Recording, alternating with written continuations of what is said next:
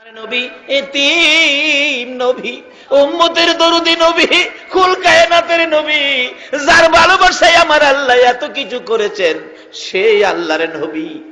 এর মুখের দিকে তাকাই, ওর মুখের দিকে তাকাই, তারা সবাই বাবার কোলে উঠে ময়দান ছাড়লো। আমার বাবা কই, আমার বাবা কই। দৌড়াইয়া নবী মায়ের কাছে গেছে। মা, মা, চোখের পানিগুলো নবীজির ঝরতেছে। শিশু নবীর চোখের পানিতে জামা ভিজতেছে। মা আমেনা দৌড়াই এসে টাইনা টাইনা বুকে জড়াইয়া ডাকতেছে, বাবা মোহাম্মদ, বলো তোমাকে কে ব্যথা দিয়েছে, কে তোমারে কষ্ট দিয়েছে, কার দেওয়া ব্যথায় তুমি কান্দো? ও বাবা মোহাম্মদ, তুমি চিন্তা করো না, এই বিচার আমি আমেনা করাবো। তোমার দাদা হলো খানায় কাবার মুতাওয়াল্লি, এই মক্কা নগরের সর্দার। তোমার দাদাকে দিয়ে ওই ছেলেটাকে ধরে এনে তোমার সামনে বিচার করাবো। তুমি কেঁদো না, তুমি কেঁদো না। মা ছোট সময় এমন সান্ত্বনা আমাদের কেউ দিছে কিনা? কে মারছে? এই মুখে মারছে, কান্দিস না, তোর বাপ বাইটাই হোক, দেহিস বিচার করাবো। আমার নবীর মায়া মেনা বলেন, বাবা মোহাম্মদ, তুমি কেঁদো না, তোমার দাদা বাড়িতে আসলে কে তোমারে কান্দাইছে, আমি বিচার করাবো। এমনি সময় আমার নবী মায়ের গলায় ধরে চোখের পানি ছেড়ে ছেড়ে কান্দে। মা, মা গো, এই জগতের কেউ আমার কান্দায় নাই, কেন তুমি কান্দতেছো মা গো? আমার বয়সের ছেলেরা বাবার কোলে উঠলো, বাবা আদর করে দুই গালে চুমাইলো, পকেট থেকে খেজুর খুরমা দিল। আমি সকলের দিকে তাকাইলাম, কিন্তু সবাই বাবার কোলে গেল গো। আমার বাবা কই, আমার বাবা কই? আমার একবার কোলে নিল না। আমার আল্লাহ বলেন, বন্ধু কেঁদো না গো, এতিম বানাইয়া পাঠাইছি, তারপরেও তোমারে দেখবো এতিম বলে উনি। দুনিয়ার মানুষ তোমারে ভালোবাসে, এতিম করে পাঠাইলাম, তারপরেও এতিম বলে যদি তোমাকে দুনিয়ার কেউ ভালোবাসে গো, আমি আল্লাহ কথা দিলাম, এই ভালোবাসার বিনিময় আমি আল্লাহ তাদের জীবনের গুনাহগুলো মাফ করে দিব। এই দেশ ছাড়তে হবে বাবারা ভাইয়েরা। আসুন, কিছুদিনের জন্য দুনিয়ায় আছি, কবে জানি কার মৌতের চিঠি আসে। এখন তো হঠাৎ আসে, হঠাৎ একটা শব্দ এখন সারা দেশে আছে, সেই শব্দটা জানি হঠাৎ মরলে কি কয়, কি কয়, কি কয়? স্ট্রোক করছে, স্ট্রোক। মুরব্বী বাবার আছেন, আপনাদের আমলে স্ট্রোক ছিল? এখন স্ট্রোকের কারণ কি? বাটফারি বেশি, সিটারি বেশি। এই বাটফারি আর সিটারিয়ে বাতাস দূষিত হয়ে গেছে। এই জমিন আপনাদের আমাদের ভার বহন করতে পারছে না, বিদায় এখন চট করে স্ট্রোকে ধরে। বাতাস নষ্ট, দূষিত হয়ে গেছে, জমিন আমাদের এই পাপ বহন করতে পারছে না, বিদায় স্ট্রোক। দেখবেন বেশিরভাগ স্ট্রোক আমরা দেশে বেশি। উন্নতশীল দেশগুলোতে যায় দেখেন, তাদের মধ্যে স্ট্রোক নাই, খুব কম। তার কারণ কি? তারা বিজাতি, তাদের কোনো ধর্ম নাই, কিন্তু তাদের একটা ধর্ম যেটা মুসলমানদের ছিল। তাদের জীবনে কেউ মিথ্যা কথা। ইংরেজ দেশে যায় দেখেন, তারা মিথ্যা কি জিনিস তারা জানে না, মিথ্যা বলতে পারে না। রাস্তায় কোটি টাকা পড়ে থাকলেও কেউ টাকার মধ্যে হাত দেয় না।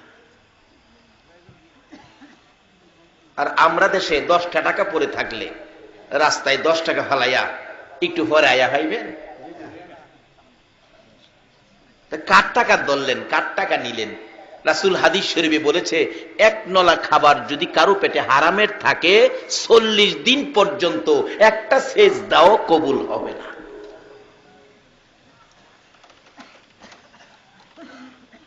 সত্য নিয়ে গেছে বিজাতিরা, আজকে তারা উন্নত, আর মিথ্যার সাগরে বেশি আছি, সুদের সাগরে, ঘুষের সাগরে। এই জন্য আজকে আমরা বিশ্ব জুড়ে আমরা ঘৃণিত, আর তারা সত্য নিয়ে তারা আজকে উন্নত। আসুন, আমাদের একটাই সম্পদ, আমরা মুসলমান, আমরা ইসলাম ধর্ম গ্রহণ করেছি। ইসলাম শব্দের অর্থ কি হবে?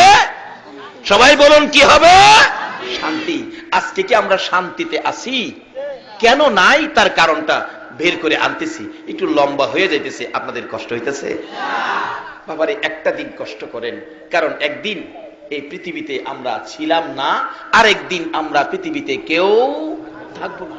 আগে যারা আসছিল তারা চলে গেছে, আমরা যারা আছি আমাদেরও যাওয়ার বিষয়ে পড়ছে, শুধু ফ্লাইট ডেটটা বাকি রয়েছে। কবে জানি মসজিদের কোনার থেকে 4 পায়া ফ্লাইট আপনার উঠানে আইসা নামবে, আপনাকে সাদা কাফন পরায়া, মাথার মুড়ি পায়ের মুড়ি বাইদা এই বিমানের মধ্যে উঠায়া আতর সুরমা দিয়া আপনাকে সাজায়া দিবে। যেই বিমান আপনাকে নিয়ে রওনা হইলে আর কোনদিন এই বাড়িতে আসবে না।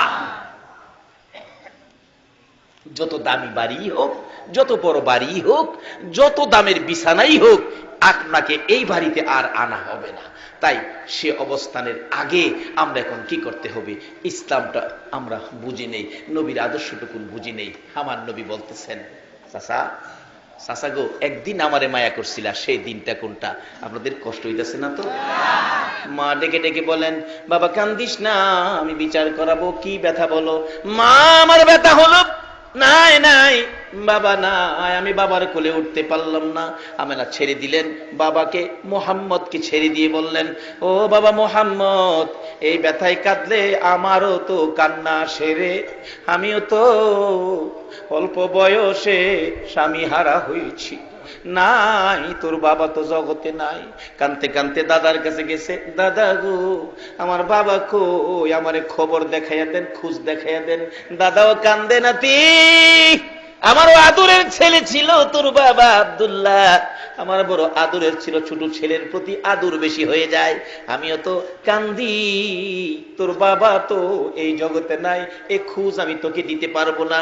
আমার নবী সেই বয়সে মা যখন বাবার খোঁজ দিল না, দাদা ও বাবার খোঁজ দিল না, আমার নবী বিকাল বেলা কানতে কানতে মক্কা নগরের সবচেয়ে উঁচু পাহাড়ের উপরে উঠেছে। পাহাড়ের উপরে দাঁড়াইয়া দাঁড়াইয়া শিশু নবী কান্দে, সামনের দিকে তাকাইয়া তাকাইয়া ডাকে, বাবা বাবা গো বাবা, কোথায় লুকাইছো? আমি তোমার সন্তান ডাকতেছি, আসো না একবার আমারে কোলে উঠাইয়া নাও না। নিচে দিয়া যাচ্ছিল আবু জাহেল, কোত্থেকে জেনে আসছে, পাহাড়ের উপরে একটা বাচ্চা ছেলে কাঁদতেছে। আবু জাহেল কয়, আমার একটু মায়া হয়েছিল ওদিন। ডাকতেছে, কে তুমি? পাহাড়ের উপরে ডাকো, একটু পরে বাঘ ভাল্লুক বাহির হইলে খেয়ে ফেলবে। আবু জাহেলের ধারণা আমরা নবীরে বাঘ ভাল্লুকে খেয়ে ফেলবে। আপনাদের ধারণা কি? আরে বাঘ ভাল্লুকে নবীরে খাইব দূরের কথা, নবীর উম্মতেরই তো খাইবার ক্ষমতা নাই। কখন খাইতে পারে না? যখন আমানু দুখুলু ফিসসিলমি কাফার মধ্যে ঢুকেছে। কিভাবে? সামনে আসতেছে। আমাদের গ্রামে একজন কারি সাহেব ছিলেন, ওনাকে মশা পর্যন্ত ধরতেন না। উনি বলতেন, বাবারে যত মশাই হোক আমারে মশার ভিতরে শোয়াইয়া দে, মশা আমাকে ধরবে না।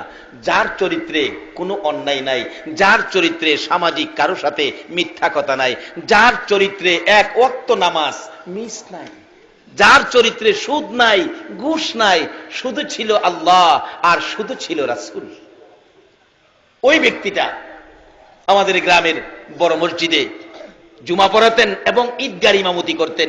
যে ইমামতি ওনার অনুপস্থিতি, ওনার মৃত্যুর পরে সেই দায়িত্ব আল্লাহ আমাকে দিয়েছেন। তারপর থেকে আমি ইমামতি করি আমার গ্রামের ঈদগার মাঠে। উনি মৃত্যুবরণ করলেন, মৃত্যুর আগে কোনো দিন ওনাকে একটা মশা পর্যন্ত কামড় দেয় না। এটা আমাদের দেশের ঘটনা। আর যারা আল্লাহকে রাজি করে আল্লাহর ওলি হয়েছে, নবীর ভালোবাসা দিয়ে সাহাবীরা সমাজে নেমেছে, জঙ্গলার ভাগ ভাল্লুক পর্যন্ত এই নবীর উম্মতের গায়ে হাত দিতে সাহস পায় না। আজকে এই শান্তির অবস্থান ছেড়ে দিয়ে সাধারণ জিনিসের জন্য আমরা অশান্তির আগুনে ঝাঁপ দিতেছি।